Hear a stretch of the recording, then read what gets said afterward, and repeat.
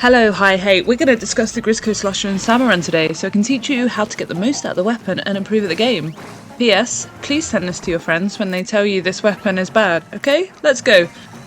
Number 1. Introduction. The Grizzco Slosher was introduced in Splatoon 2 in June 2018 and was brought back for Splatoon 3 in December 2022. It's a middleweight, rare weapon that only appears during some random weapon rotations. It has the appearance of an illegitimately modified sloshing machine and when originally released was the only weapon that could pierce through enemy armour. The Grizzco Slosher is a weapon with a high skill ceiling, especially when compared to the other Grizzco weapons that were introduced in Splatoon 2. Instead of being a fast, spammable weapon, the Grizzco Slosher is a slow, ink-hungry weapon that needs to be played with patience. Grizzco weapons are usually overpowered in some way, but heavily restricted in other ways, usually as a trade-off to keep the weapon fair.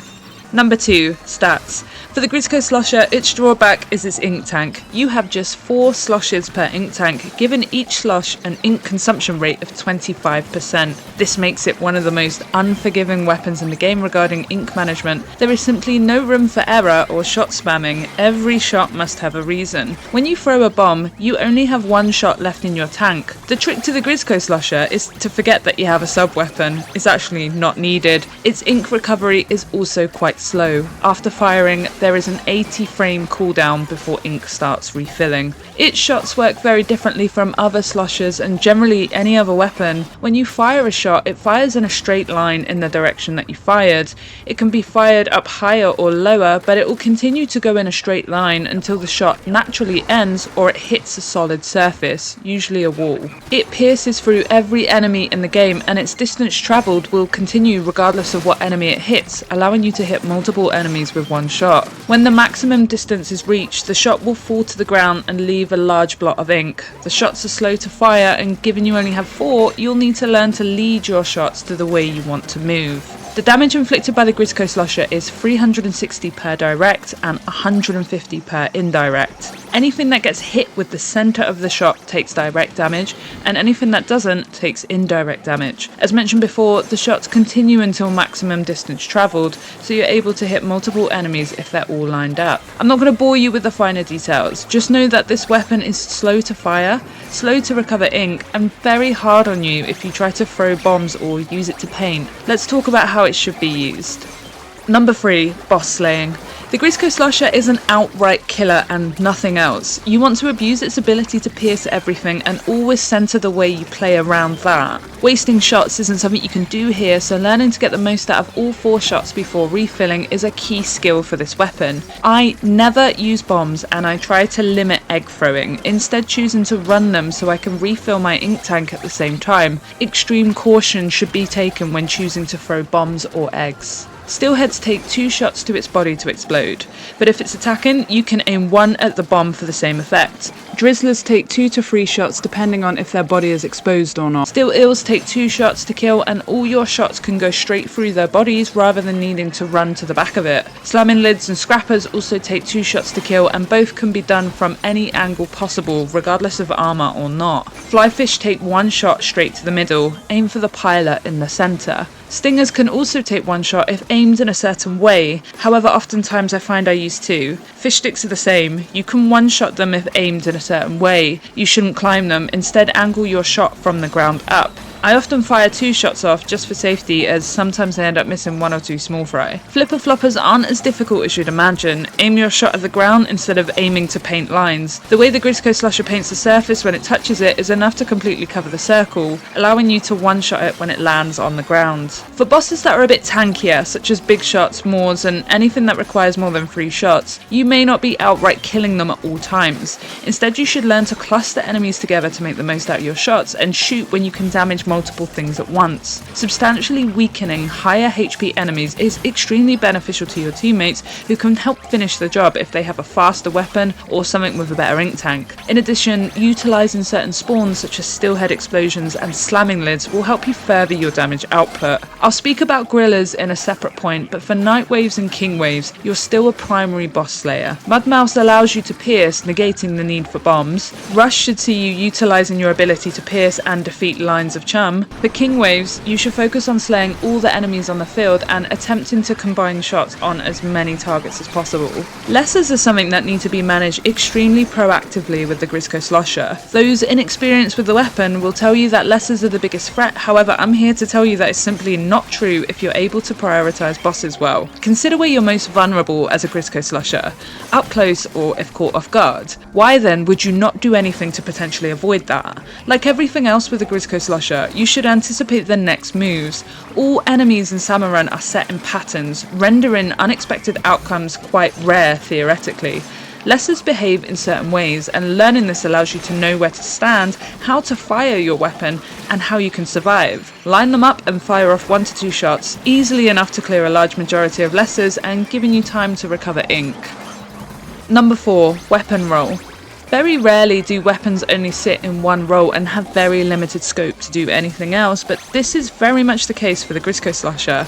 Your main focus is killing. If your main focus isn't killing, you're going to dislike this weapon as it doesn't do anything else.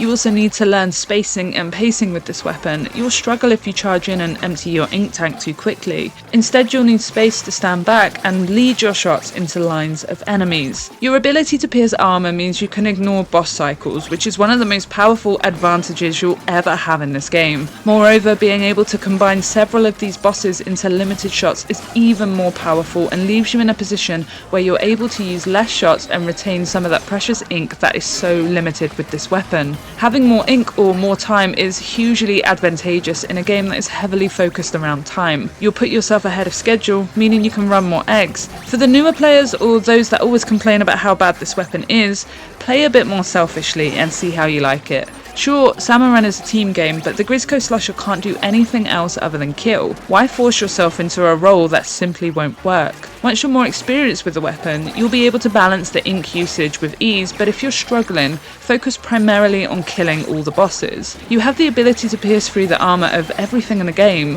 Why would you choose to throw eggs instead? The main advice I can give you for staying alive and maximizing this weapon is not to overextend and to not run out of ink ever. If you're newer to this mode, then you might struggle with this weapon because you think having 4 shots per ink tank is unfair or limiting, but if it had more, wouldn't it be incredibly broken? Or just incredibly easy to play, rendering it unchallenging? Grizzco Slosher is a high risk, high reward weapon that forces you to manage your ink usage carefully. Using bombs with this weapon is pointless. There are simply no situations where your bombs outperform what the main weapon can do, and that's even factoring in bosses that require bombs to be defeated. Mudmouths and flyfish can be pierced, negating the need for bombs.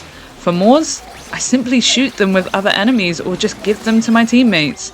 They're Moors. The urgency to kill them just isn't as important in comparison to other bosses such as flyfish or steelheads. Understand your limitations with this weapon and you won't struggle as much. The Grizzco Slosher isn't here to throw bombs or to turf the map. It shouldn't even be a thought. Focus on using each of your 4 shots carefully, and if you're in freelance, always keep a shot in reserve for safety. I also want to stress that if you have a player on your team who is using the Grizzco Slosher and you're attempting to contest boss kills with them when they're managing the task fine, you are not using your time well at all. I would support the player wherever I can, throwing bombs, painting their feet, or helping them clear lessers that might be overwhelming them, but you need to learn when to take a step back and to let somebody else take the slayer role. Grizzco Slosher can't do much else, and it is simply wasted if it is not killing bosses. SalmonRun is a team game. Support them, keep the map painted, and run some of the eggs the Grizzco Slosher has provided for you. Number 5. Piercing tech. The reason why the Grizzco Slosher is as good as it is because of its ability to pierce through everything, armoured or not. This gives you the ability to play out of sync of boss cycles and almost exist within your own little world of slaying. You don't have to fight when the enemies are ready, you fight when you're ready. This allows you to kill bosses so much quicker than other weapons and gives you a huge time advantage, which you can then use to run eggs or recover ink or revive your teammates. Where this becomes notably powerful is against 2 particular enemies, steelheads and grillers. There are other rounds that can demonstrate the Grizzco Slosher's piercing tech, such as Mothership and Mudmouths, but for this video I think steelhead bosses and the grillers wave are the 2 best examples to demonstrate how powerful this weapon is. For steelheads, they produce an explosion when defeated, which helps produce ink for you but also clears or stuns all enemies in a small radius. With the Grizzco Slosher, you can ensure steelheads are taken out before they start to become difficult to reach, either because of clusters of spawns around it or because you don't have the range. Steelheads are a sleeper of an enemy that I think people try to overlook or generally ignore, as its attack cycle was rather easy to dodge, but when there are 3 of them or one of them is left alone for too long, they take up too much space and contribute to a lack of turf. As a Grizzco Slosher, your ability to kill them with 2 sloshes directly through their armoured body is an extremely quick and powerful way to prevent them from becoming a problem. You don't even need to wait for them to attack.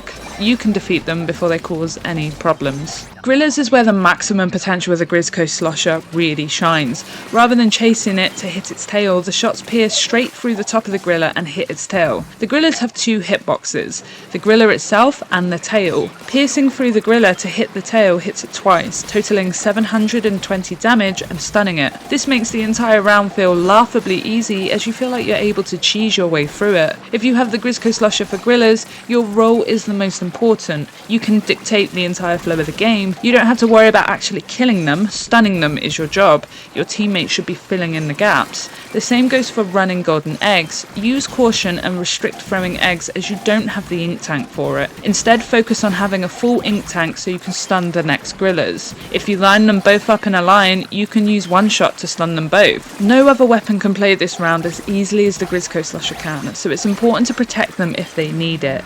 If you have a teammate with the weapon, keep control of the small fry to protect them.